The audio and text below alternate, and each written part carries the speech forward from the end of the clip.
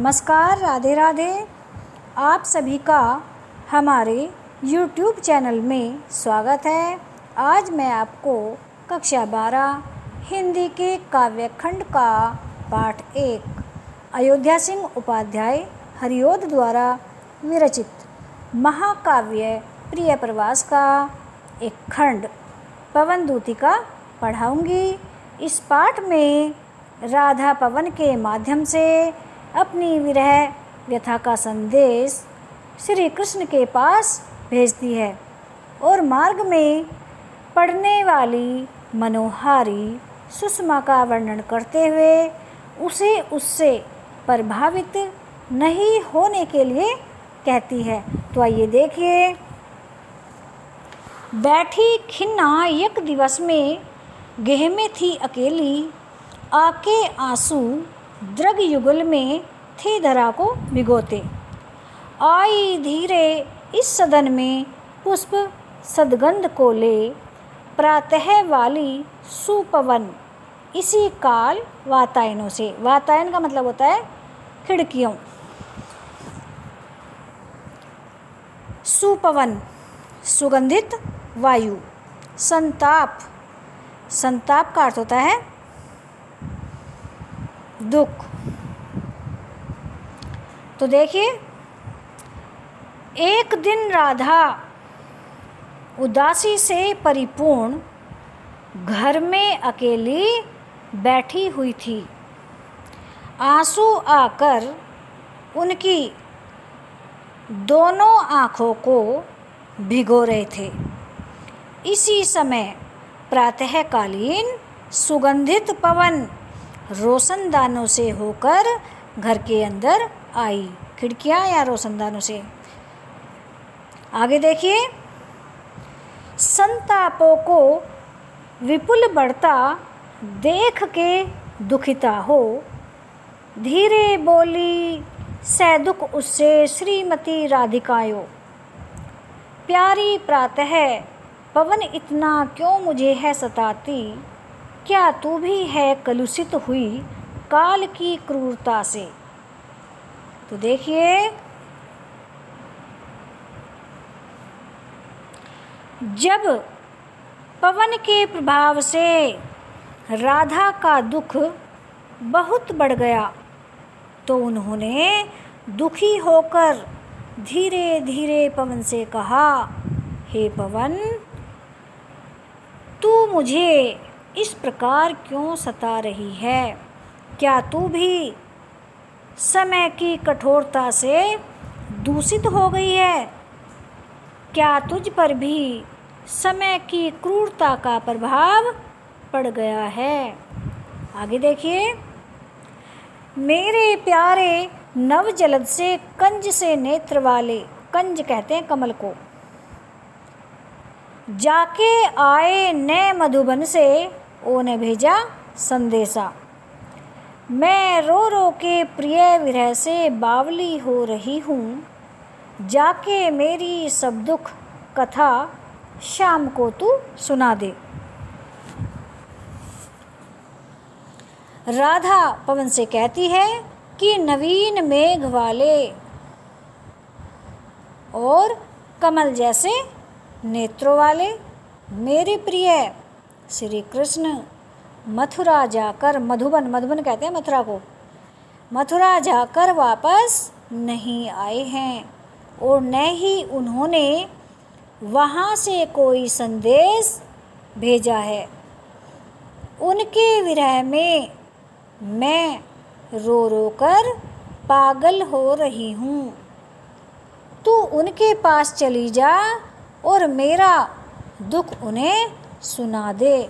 आगे राधिका कहती है, जो ही मेरा भवन तज तू अल्प आगे बढ़ेगी, तज छोड़कर अल्प थोड़ा, शोभा वाली सुखद कितनी मंजू कुंजे मिलेंगी। प्यारी छाया मृदुल स्वर से मोह लेंगी तुझे वे, तो भी मेरा दुख लख, लख का मतलब याद रखना, दुख लख वहाँ जाने विश्राम लेना। आगे कहती हैं, कि हे पवन, जैसे ही मेरा घर छोड़कर तू थोड़ा आगे बढ़ेगी, तुझे अत्यंत सुंदर तथा सुखद सुख देने वाली अनेक कुंजें दिखाई देंगी। उनकी छाया बड़ी शीतल तथा आकर्षक, पक्षियों के चहकने से उनसे अत्यंत मधुर ध्वनि निकलती है। अपने इन गुणों के कारण वे तुझे मोहित कर लेंगी, लेकिन फिर भी मेरे दुख का ध्यान करके तू वहाँ रुक मत जाना।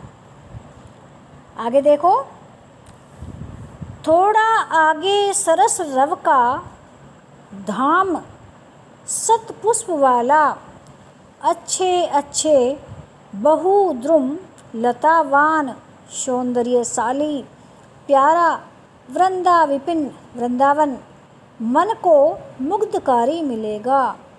आना जाना इस विपिन से मुँह न माना न होना। तो देखिए आगे,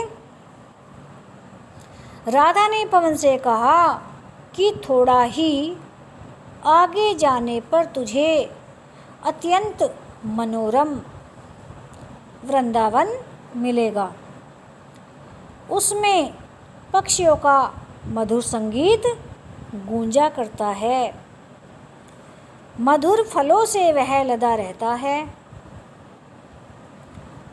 उसमें बहुत सुंदर सुंदर वृक्ष तथा लताएं हैं। तू उस वन में इधर उधर भ्रमण करना, घूमना, किंतु मोहित होकर वहाँ रुक मत जाना। आगे देखो, जाते जाते अगर पथ में क्लांत कोई दिखावे, क्लांत मतलब थका हुआ, तो जाके सन्निकट, सन्निकट का अर्थ होता है पास, उसकी क्लांतियों को मिटाना, थकावट। धीरे धीरे परस करके, परस स्पर्श करके, छू करके, गात उत्ताप होना, गात शरीर, उत्ताप गर्मी, शरीर की गर्मी को दूर कर देना। सदगंधों से श्रमित जन को हर्षितोषा बनाना। तो देखिए आगे, राधा कहती है कि हे पवन, जाते जाते यदि मार्ग में तुझे कोई थका हुआ, दुखी और व्याकुल व्यक्ति दिखाई दे तो उसके पास जाकर उसके दुखों को दूर करना। धीरे धीरे उसके शरीर का स्पर्श करके उसकी गर्मी को दूर कर देना और अपनी सुगंध से उस थके हुए व्यक्ति को प्रसन्न कर देना। आगे देखिए, लज्जाशीला पथिक महिला जो कहीं दृष्टि आवे, होने देना विकृत वसना, विकृत इधर उधर उड़ाना, वसना वस्त्र, तो तूने सुंदरी को, सुंदरी स्त्री जो थोड़ी भी श्रमित थकी हुई, वह गोद ले श्रांति खोना, होठों की ओ कमल मुख की म्लानताएं मिटाना। आगे देखिए, राधा पवन से कहती है कि हे पवन, यदि रास्ते में तुझे कोई लज्जाशीला स्त्री दिखाई दे तो तू उसके वस्त्रों को मत उड़ाना, इतनी तेज मत चलना कि उसके वस्त्र उड़ जाएं।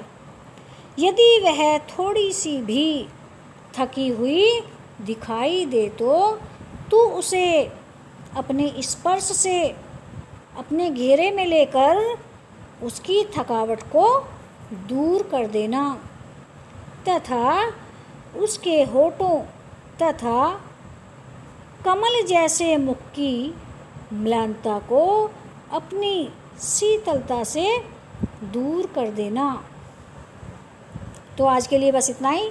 यदि आपको हमारा यह वीडियो पसंद आया हो तो हमारे चैनल को सब्सक्राइब करें